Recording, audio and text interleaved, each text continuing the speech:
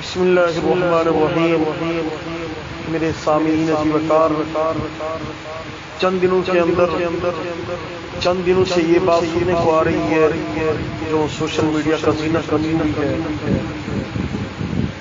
علماء نے جب سود کے خلاف آواز اٹھائی اور چند ایسے بینک ہیں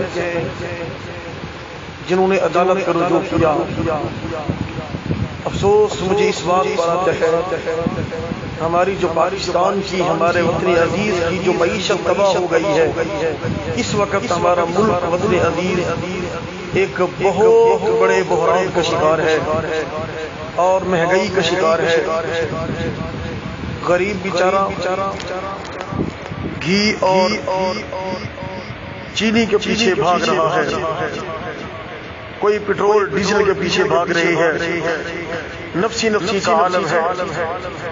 اس کی اصل وجوہات یہ سود ہے۔ ہمارے ملک میں جو بینکوں کے اندر یہ سود کا نظام رائج ہے، اور بینکوں کے علاوہ باہر بھی علاقوں کے اندر، شہروں کے اندر، دیہاتوں کے اندر سود عام ہوتا جا رہا ہے۔ مسلمانوں، میں آپ حضرات سے یہ کہنا چاہتا ہوں کہ جس کے متعلق اللہ رب العزت کا فرمان ہے، یا ایھا الذین آمنوا اتقوا اللہ، اے ایمان والو اللہ سے ڈرو، وذروا ما بقی من الربا، اور جو بچ گیا ہے سود سے، ان کنتم مؤمنین، اور چھوڑ دو اس کو جو بچ گیا ہے سود سے اگر تم مومن ہو۔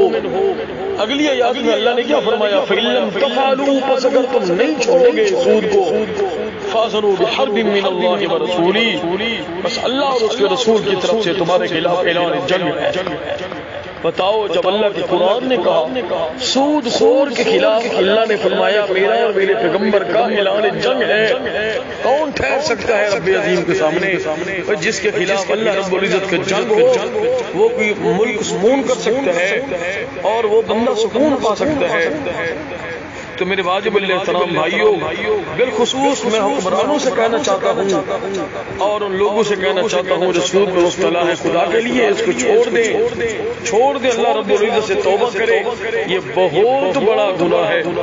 حضرت جابر رضی اللہ تعالیٰ عنہ سے روایت ہے، وہ فرماتے ہیں اللہ کے نبی کا گزر ہوا، چند ایسے لوگوں سے معراج والی رات اللہ کے نبی نے دیکھا کہ مکانوں کی طرح ان کے پیٹ تھے اور سانپ ان کے منہ سے داخل ہو رہے تھے اور ان کے منہ سے نکل رہے تھے۔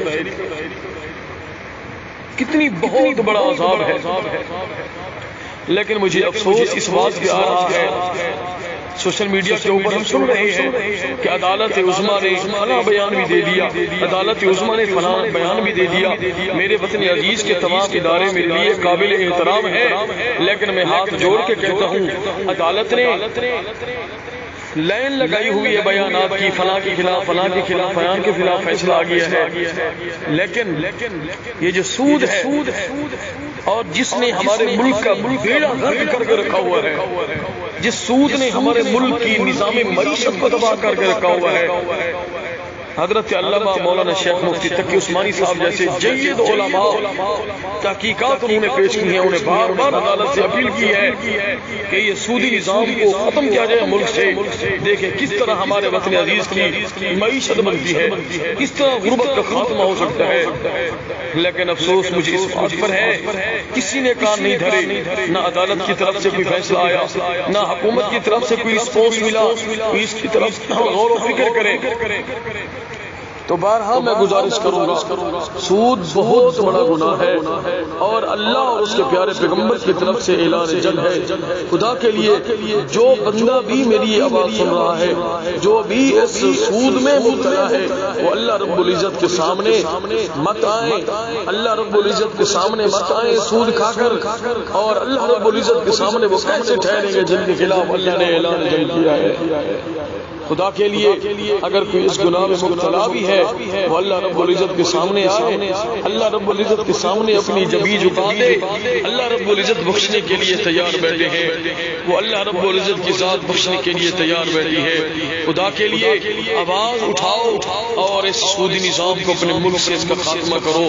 تمام مسلمان اس پوسٹ کو شیئر بھی کریں اور دوستوں تک یہ میرا پیغام پہنچائیں، فقط اللہ رب العزت کی رضا کے لیے، اور یہ ہمارے اعلیٰ عدلیہ تک بھی یہ پیغام پہنچے، ہمارے حکمرانوں تک بھی پہنچے، وہ بھی جو ہمارے حکمران ہیں، چاہے وزیر اعظم ہو، وزیر اعلیٰ ہو، اور اسی طرح ہمارے چیف جسٹس صاحب ہو، اور اعلیٰ عدلیہ کے جتنی بھی جج ہیں وہ اللہ رب العزت کے بندے ہیں، وہ مسلمان ہیں، انہوں نے بھی اللہ رب العزت کو حساب دینا ہے۔ خدا کے لیے اس معاملے کو ختم کرو، اللہ رب العزت کی پکڑ میں مت آؤ، اور ہمارے ڈوبتے ہوئے وطن عزیز کو بچا لو، بچا لو، اور یہ تب ہوگا ہماری معیشت تب بہتر ہوگی، اور ہمارے ملک سے یہ مہنگائی کا طوفان تب ختم ہوگا جب یہ سود کے نظام کا خاتمہ ہوگا، سود کے نظام کا خاتمہ ہوگا۔